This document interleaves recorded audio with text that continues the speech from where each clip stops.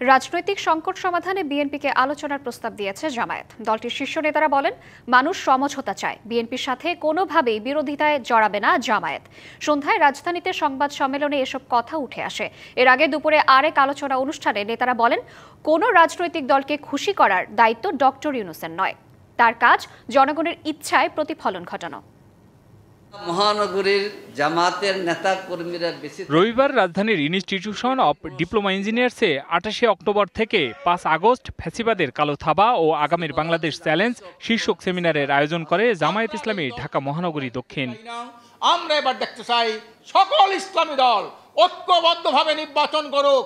এ সময় জামাতের নায়েবে আমির ডাক্তার সৈয়দ আব্দুল্লাহ মোহাম্মদ তাহের অভিযোগ করেন, বিএনপি ভেতরে ভেতরে আবারও স্বৈরাচার হওয়ার চিন্তা করছে। বিএনপি আজকে কি নিয়ে লড়াই করছে?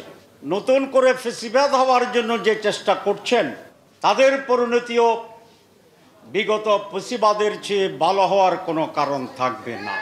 কোনো রাজনৈতিক দলকে খুশি করার দায়িত্ব ডক্টর ইউনূসের নয় বলেও মন্তব্য তার। কোনো রাজনৈতিক দলকে খুশি করা আপনাদের কাজের ভিতরে পড়ে না। আপনাদের দায়িত্ব জাতিকে খুশি করার জন্য যা করা দরকার সেটা করা।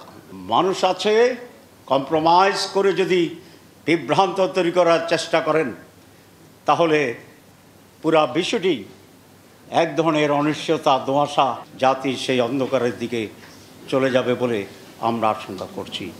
এদিকে সন্ধ্যায় চলমান রাজনৈতিক সংকট নিয়ে সংবাদ সম্মেলনের আয়োজন করে বাংলাদেশ জামায়াত ইসলামী। এ সময় সংকট সমাধানে আলোচনার প্রস্তাব দেন ডাক্তার তাহের। জামায়াত ইসলামী বিএনপির সাথে কোনো ধরনের বিরোধ এবং ঝগড়ায় লিপ্ত হতে চায় না। আমি বিএনপিকে অনুরোধ করব, আসুন বিএনপি এবং জামায়াত ইসলামী আমরা একসাথে বসি, আমরা দেশের এই পরিস্থিতি নিয়ে খোলামেলা আলোচনা করি এবং একটি সুন্দর সুষ্ঠু নির্বাচন, যেগুলো নিয়ে আজকের সমস্যা, আসলে সব ইস্যু নিয়ে আমরা বসি।